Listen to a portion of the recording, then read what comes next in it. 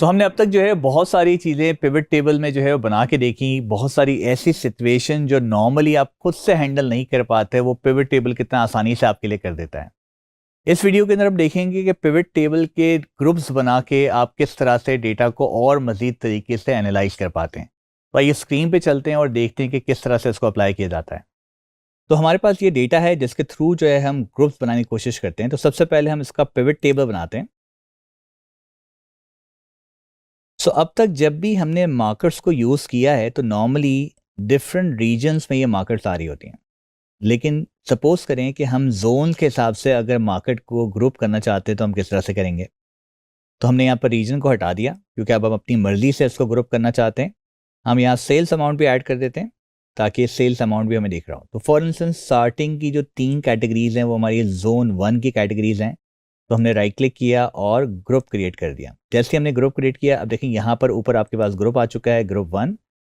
इसका नाम हम चेंज कर देते हैं। जैसे हम डायरेक्ट नाम इसका लिखना शुरू कर देते हैं, दिस इज जोन 1।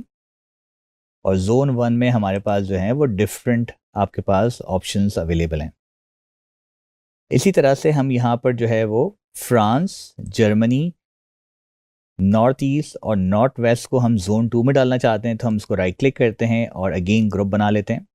तो हमारे पास ये ग्रुप 2 आ गया जिसको हमने जोन 2 का नाम दे दिया। और इस तरह से लास्ट जो हमारे पास कैटेगरीज रहती हैं, मार्केट्स रहती हैं, उसको हम राइट क्लिक करके जोन 3 में ऐड कर देते हैं।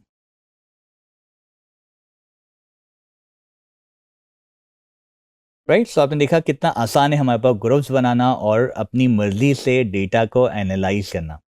अगर आप इसको थोड़ा सा डिफरेंट तरीके से करना चाहें तो जैसे अभी हमने मार्केट 2 यहाँ पर क्रिएट हुआ है, इसको अगर मैं कॉलम्स पे ले आता हूँ तो ये एक अलग तरीके से जोन 1, जोन 2, जोन 3 के डेटा आपको दिखा रहा होगा।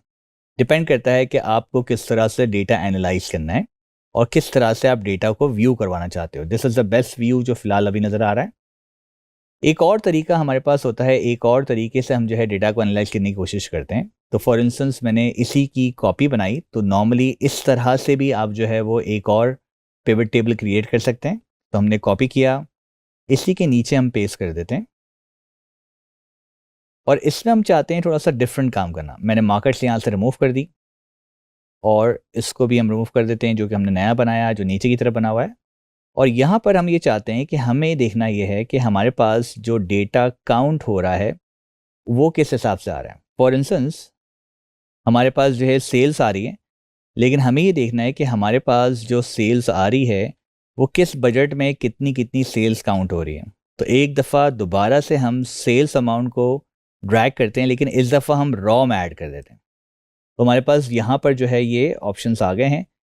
जैसे ही मैं यहाँ पर राइट क्लिक करता हूँ और ग्रुप पे क्लिक कर देता हूँ तो हमारे पास ये बता रहा है कि सबसे छोटा जो सेल नंबर आपके पास है वो 1.3 है और सबसे बड़ा जो है यहाँ पर 30 समथिंग है।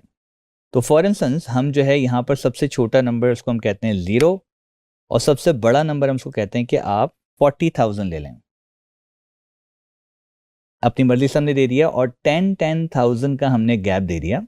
आप चाहें तो 5,000 का गैप भी दे सकते हैं। लेट्स से कि हम 5,000 का गैप देते हैं और जैसे हमने इसको ओके किया तो हमारे पास यहाँ पर ग्रुप बनकर आ गए और ये बता रहा है कि अब 0 to 5,000 जो हमारे पास सेल होती है उसमें हमारे पास टोटल इतनी सेल है। अगर आपको नंबर्स नहीं चाहिए, काउंट चाहिए जो कि यहाँ पर ज़्यादा सेंस बनाएगा, तो हम राइट क्लिक करके समराइज वैल्यूज़ बाय काउंट भी कर सकते हैं कि हमारे पास जो 0 से $5,000 के बीच में सेल होती है उसमें इतनी सेल मौजूद है, इतनी क्वांटिटी हमारी सेल होती है एंड सो ऑन। आपके पास मज़ीद सेल्स आ रही हैं जो कि इस वक्त आपको नज़र आ रही हैं।